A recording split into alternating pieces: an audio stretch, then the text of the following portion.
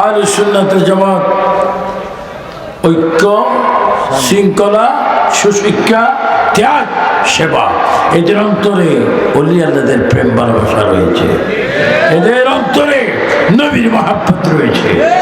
আমি বলবো সুন্নি জামাতকে মাঠে নামাইতে চাইবেন না।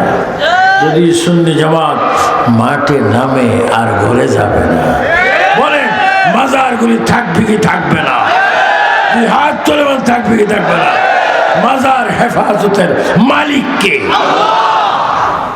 সুন্নি যত আলেম নবীন প্রবীণ যারা বর্তমান এসেছেন আর যারা আছেন সকলে ঐক্যজোট হয়ে আহলে সুন্নাত ওয়াল জামাতের দিকে থাকবেন। জুমার নামাজ পড়বেন, নবীর নাম শুনে চুমা দিবেন, নারে সালাত বলবেন এবং জানাজার পরে দোয়া করবেন। বলেন আমরা জানাজা নামাজ পড়ে দোয়া চাই।